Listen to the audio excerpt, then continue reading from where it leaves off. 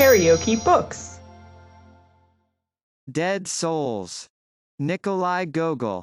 Translated by Charles James Hogarth. Chapter 6. Chichikov's amusement at the peasant's outburst prevented him from noticing that he had reached the center of a large and populous village. But, presently, a violent jolt aroused him to the fact that he was driving over wooden pavements of a kind compared with which the cobblestones of the town had been as nothing. Like the keys of a piano, the planks kept rising and falling, an unguarded passage over them entailed either a bump on the back of the neck or a bruise on the forehead or a bite on the tip of one's tongue. At the same time Chichikov noticed a look of decay about the buildings of the village. The beams of the huts had grown dark with age, many of their roofs were riddled with holes, others had but a tile of the roof remaining, and yet others were reduced to the rib-like framework of the same. It would seem as though the inhabitants themselves had removed the laths and traverses, on the very natural plea that the huts were no protection against the rain, and therefore, since the latter entered in bucketfuls, there was no particular object to be gained by sitting in such huts when all the time there was the tavern and the highroad and other places to resort to. Suddenly a woman appeared from an outbuilding, apparently the housekeeper of the mansion, but so roughly and dirtily dressed as almost to seem indistinguishable from a man. Chichikov inquired for the master of the place. "He is not at home," she replied, almost before her interlocutor had had time to finish. Then she added, "What do you want with him?" "I have some business to do," said Chichikov. "Then pray walk into the house," the woman advised. Then she turned upon him a back that was smeared with flour and had a long slit in the lower portion of its covering.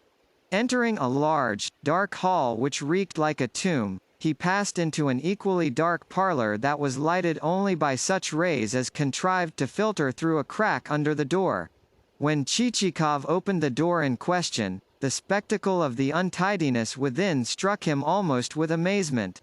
It would seem that the floor was never washed, and that the room was used as a receptacle for every conceivable kind of furniture. On a table stood a ragged chair, with, beside it, a clock minus a pendulum and covered all over with cobwebs. Against a wall leant a cupboard, full of old silver, glassware, and china. On a writing table, inlaid with mother of pearl which, in places, had broken away and left behind it a number of yellow grooves, stuffed with putty, lay a pile of finely written manuscript, an overturned marble press, turning green, an ancient book in a leather cover with red edges, a lemon dried and shrunken to the dimensions of a hazelnut, the broken arm of a chair, a tumbler containing the dregs of some liquid and 3 flies, the whole covered over with a sheet of notepaper, a pile of rags, 2 ink-encrusted pens, and a yellow toothpick with which the master of the house had picked his teeth, apparently, at least before the coming of the French to Moscow. As for the walls, they were hung with a medley of pictures. Among the latter was a long engraving of a battle scene, wherein soldiers in 3-cornered hats were brandishing huge drums and slender lances. It lacked a glass, and was set in a frame ornamented with bronze fretwork and bronze corner rings. Beside it hung a huge, grimy oil painting representative of some flowers and fruit, half a watermelon, a boar's head, and the pendant form of a dead wild duck. Attached to the ceiling there was a chandelier in a holland covering, the covering so dusty as closely to resemble a huge cocoon enclosing a caterpillar. Lastly, in one corner of the room lay a pile of articles which had evidently been adjudged unworthy of a place on the table. Yet what the pile consisted of it would have been difficult to say, seeing that the dust on the same was so thick that any hand which touched it would have at once resembled a glove. Prominently protruding from the pile was the shaft of a wooden spade and the antiquated sole of a shoe. Never would one have supposed that a living creature had tenanted the room, were it not that the presence of such a creature was betrayed by the spectacle of an old nightcap resting on the table. Whilst Chichikov was gazing at this extraordinary mess, a side door opened and there entered the housekeeper who had met him near the outbuildings. But now Chichikov perceived this person to be a man rather than a woman, since a female housekeeper would have had no beard to shave, whereas the chin of the newcomer, with the lower portion of his cheeks, strongly resembled the currycomb which is used for grooming horses. Chichikov assumed a questioning air, and waited to hear what the housekeeper might have to say. The housekeeper did the same. At length, surprised at the misunderstanding, Chichikov decided to ask the first question. "Is the master at home?" he inquired. "Yes," replied the person addressed. "Then where is he?" continued Chichikov. "Are you blind, my good sir?" retorted the other. "I am the master." Involuntarily our hero started and stared. During his travels it had befallen him to meet various types of men, some of them, it may be, types which you and I have never encountered, but even to Chichikov this particular species was new. In the old man's face there was nothing very special, it was much like the wizened face of many another dotard, save that the chin was so greatly projected that whenever he spoke he was forced to wipe it with a handkerchief to avoid dribbling, and that his small eyes were not yet grown dull, but twinkled under their overhanging brows like the eyes of mice when, with attentive ears and sensitive whiskers, they snuff the air and peer forth from their holes to see whether a cat or a boy may not be in the vicinity. No, the most noticeable feature about the man was his clothes. In no way could it have been guessed of what his coat was made, for both its sleeves and its skirts were so ragged and filthy as to defy description, while instead of 2 posterior tails, there dangled 4 of those appendages, with, projecting from them, a torn newspaper. Also, around his neck there was wrapped something which might have been a stocking, a garter, or a stomacher, but was certainly not a tie. In short, had Chichikov chanced to encounter him at a church door, he would have bestowed upon him a copper or 2, for, to do our hero justice, he had a sympathetic heart and never refrained from presenting a beggar with alms. But in the present case there was standing before him, not a mendicant, but a landowner, and a landowner possessed of fully 1,000 serfs, the superior of all his neighbors in wealth of flour and grain, and the owner of storehouses, and so forth, that were crammed with homespun cloth and linen, tanned and undressed sheepskins, dried fish, and every conceivable species of produce. Nevertheless, such a phenomenon is rare in Russia, where the tendency is rather to prodigality than to parsimony. For several minutes Plushkin stood mute, while Chichikov remained so dazed with the appearance of the host and everything else in the room, that he too, could not begin a conversation, but stood wondering how best to find words in which to explain the object of his visit. For a while he thought of expressing himself to the effect that, having heard so much of his host's benevolence and other rare qualities of spirit, he had considered it his duty to come and pay a tribute of respect. But presently even he came to the conclusion that this would be overdoing the thing, and, after another glance round the room, decided that the phrase, benevolence and other rare qualities of spirit, might to advantage give place to economy and genius for method. Accordingly, the speech mentally composed, he said aloud that, having heard of Plushkin's talents for thrifty and systematic management, he had considered himself bound to make the acquaintance of his host, and to present him with his personal compliments. I need hardly say that Chichikov could easily have alleged a better reason, had any better one happened, at the moment, to have come into his head. With toothless gums Plushkin murmured something in reply, but nothing is known as to its precise terms beyond that it included a statement that the devil was at liberty to fly away with Chichikov's sentiments. However, the laws of Russian hospitality do not permit even of a miser infringing their rules. Wherefore Plushkin added to the foregoing a more civil invitation to be seated. "It is long since I last received a visitor," he went on. "Also, I feel bound to say that I can see little good in their coming. Once introduce the abominable custom of folk paying calls, and forthwith there will ensue such ruin to the management of estates that landowners will be forced to feed their horses on hay. Not for a long, long time have I eaten a meal away from home, although my own kitchen is a poor one, and has its chimney in such a state that, were it to become overheated, it would instantly catch fire. What a brute, thought Chichikov. I am lucky to have got through so much pastry and stuffed shoulder of mutton at Sobakovich's. Also, went on Plushkin, I am ashamed to say that hardly a wisp of fodder does the place contain.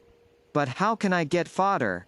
My lands are small, and the peasantry lazy fellows who hate work and think of nothing but the tavern. In the end, therefore, I shall be forced to go and spend my old age in roaming about the world.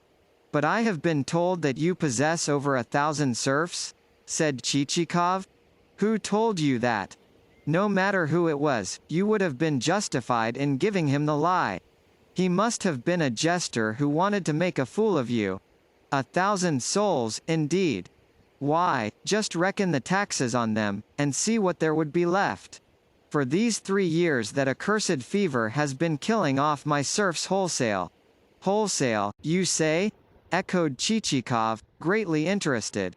Yes, wholesale, replied the old man. Then might I ask you the exact number? Fully 80. Surely not? But it is so. Then might I also ask whether it is from the date of the last census revision that you are reckoning these souls? Yes, damn it.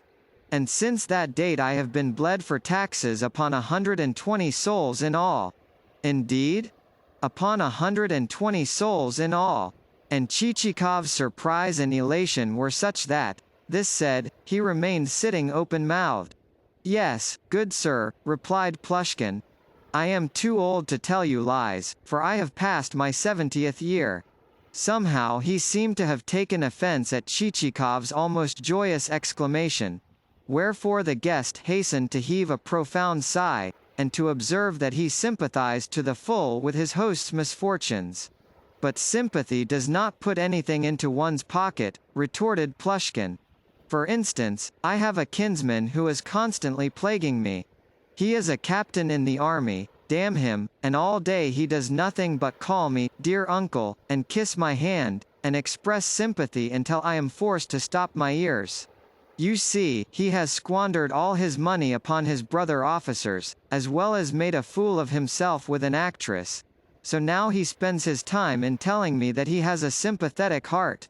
Chichikov hastened to explain that his sympathy had nothing in common with the captain's, since he dealt, not in empty words alone, but in actual deeds, in proof of which he was ready then and there, for the purpose of cutting the matter short, and of dispensing with circumlocution, to transfer to himself the obligation of paying the taxes due upon such serfs as Plushkins as had, in the unfortunate manner just described, departed this world.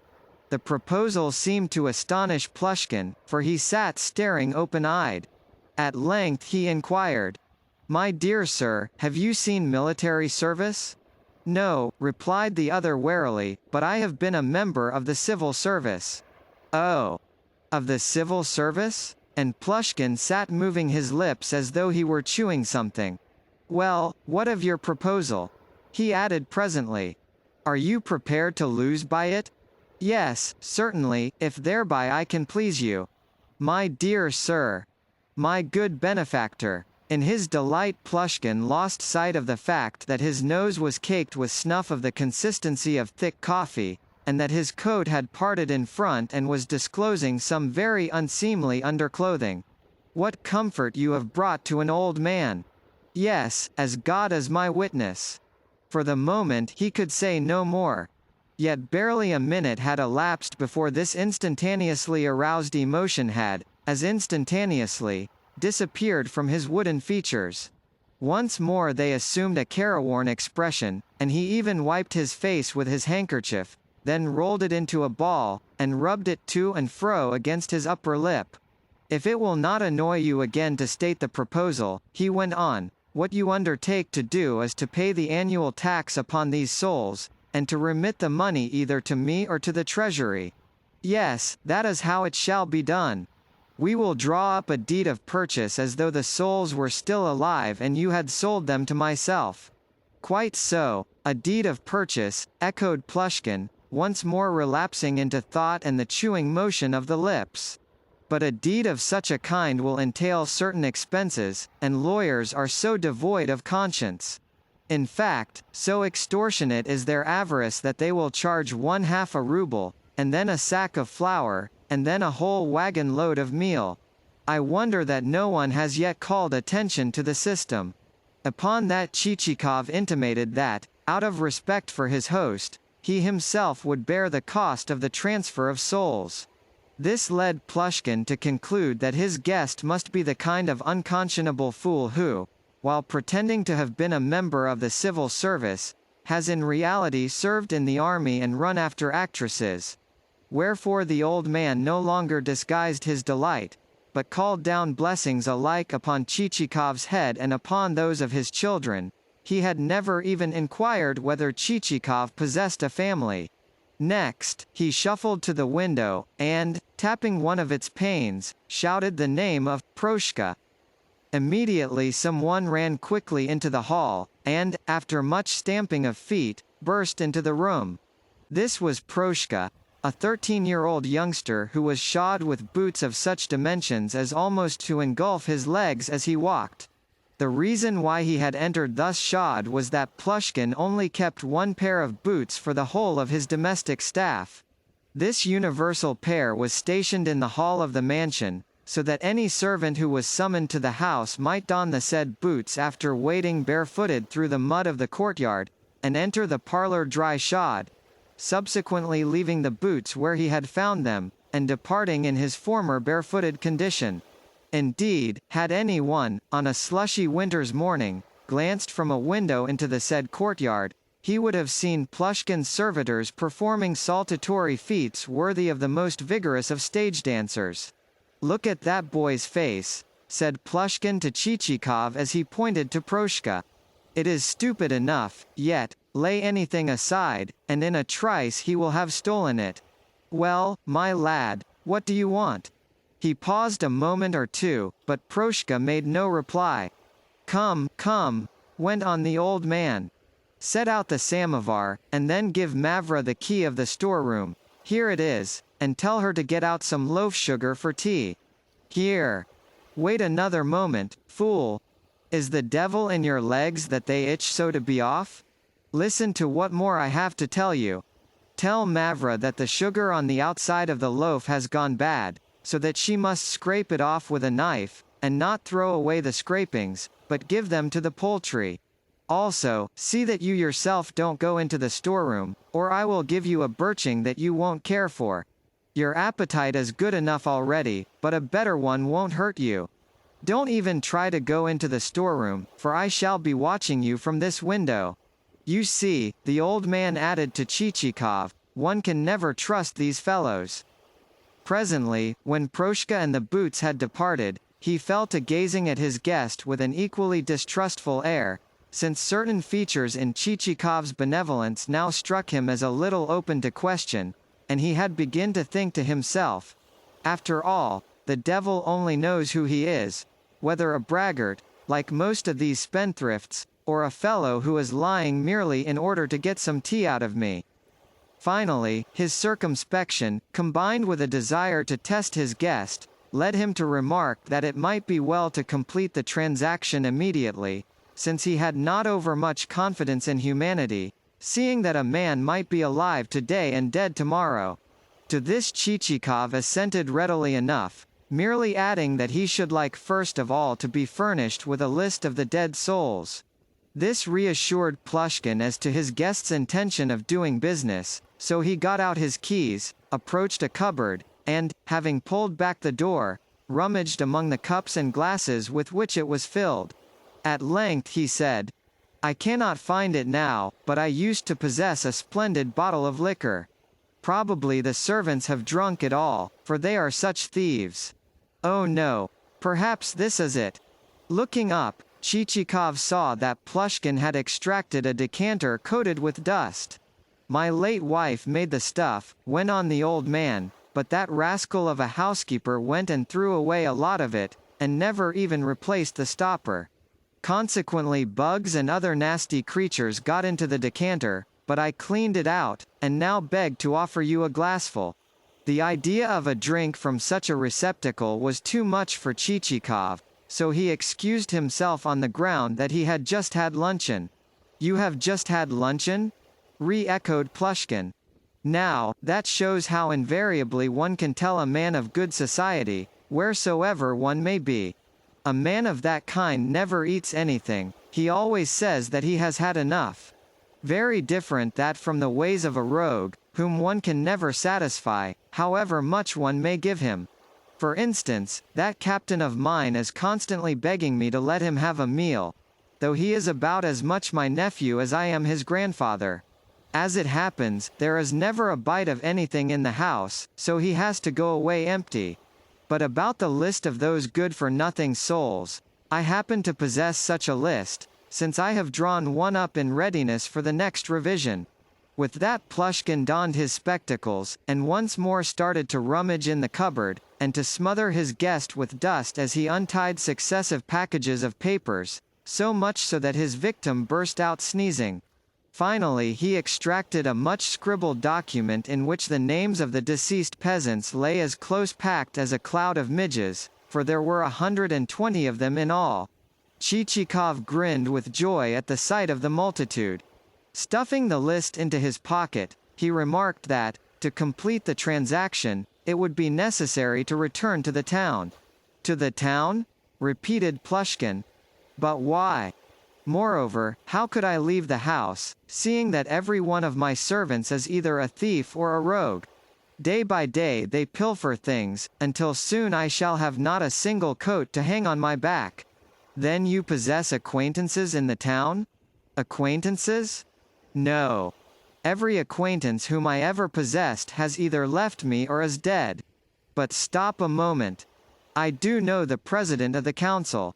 Even in my old age he has once or twice come to visit me, for he and I used to be schoolfellows, and to go climbing walls together.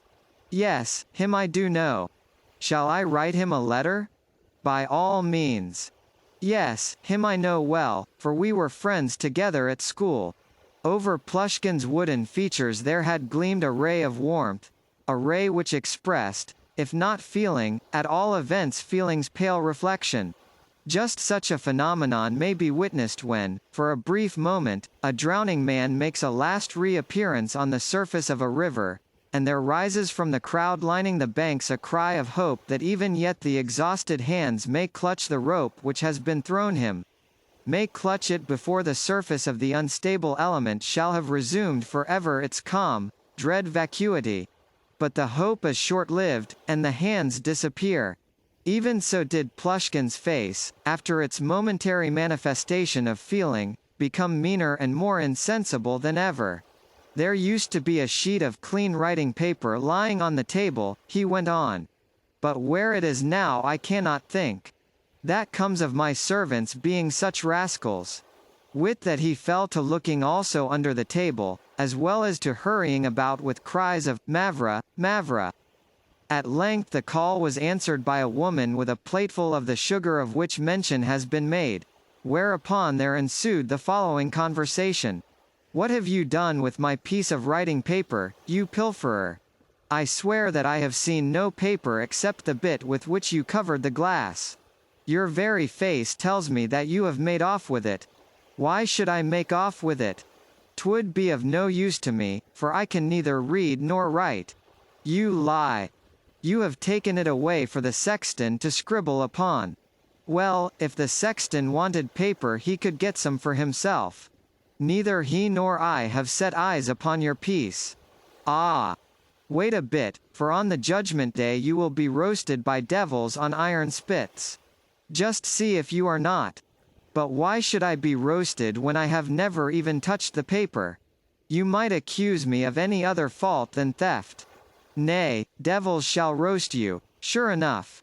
They will say to you, 'Bad woman, we are doing this because you robbed your master,' and then stoke up the fire still hotter. Nevertheless I shall continue to say, 'You are roasting me for nothing, for I never stole anything at all.' Why, there it is, lying on the table. You have been accusing me for no reason whatever. And, sure enough, the sheet of paper was lying before Plushkin's very eyes. For a moment or two he chewed silently. Then he went on. Well, and what are you making such a noise about? If one says a single word to you, you answer back with 10. Go and fetch me a candle to seal a letter with. And mind you bring a tallow candle, for it will not cost so much as the other sort. And bring me a match too. Mavra departed, and Plushkin, seating himself, and taking up a pen, sat turning the sheet of paper over and over, as though in doubt whether to tear from it yet another morsel. At length he came to the conclusion that it was impossible to do so, and therefore, dipping the pen into the mixture of moldy fluid and dead flies which the ink bottle contained, started to indite the letter in characters as bold as the notes of a music score, while momentarily checking the speed of his hand, lest it should meander too much over the paper, and crawling from line to line as though he regretted that there was so little vacant space left on the sheet. And do you happen to know anyone to whom a few runaway serfs would be of use? He asked as subsequently he folded the letter. What? You have some runaways as well? Exclaimed Chichikov, again greatly interested. Certainly I have. My son-in-law has laid the necessary information against them, but says that their tracks have grown cold. However, he is only a military man, that is to say, good at clinking a pair of spurs, but of no use for laying a plea before a court. And how many runaways have you? About 70. Surely not? Alas, yes. Never does a year pass without a certain number of them making off. Yet so gluttonous and idle are my serfs that they are simply bursting with food, whereas I scarcely get enough to eat. I will take any price for them that you may care to offer. Tell your friends about it, and, should they find even a score of the runaways, it will repay them handsomely, seeing that a living serf on the census list is at present worth 500 rubles. Perhaps so, but I am not going to let anyone but myself have a finger in this, thought Chichikov to himself, after which he explained to Plushkin that a friend of the kind mentioned would be impossible to discover, since the legal expenses of the enterprise would lead to the said friend having to cut the very tail from his coat before he would get clear of the lawyers. Nevertheless, added Chichikov, seeing that you are so hard-pressed for money, and that I am so interested in the matter, I feel moved to advance you, well, to advance you such a trifle as would scarcely be worth mentioning. But how much is it? Asked Plushkin eagerly, and with his hands trembling like quicksilver. 25 kopecks per soul. What? In ready money? Yes, in money down. Nevertheless, consider my poverty, dear friend, and make it 40 kopecks per soul. Venerable sir, would that I could pay you not merely 40 kopecks, but 500 rubles. I should be only too delighted if that were possible, since I perceive that you, an aged and respected gentleman, are suffering for your own goodness of heart. By God, that is true, that is true. Plushkin hung his head, and wagged it feebly from side to side. Yes, all that I have done purely out of kindness. See how instantaneously I have divined your nature. By now it will have become clear to you why it is impossible for me to pay you 500 rubles per runaway soul.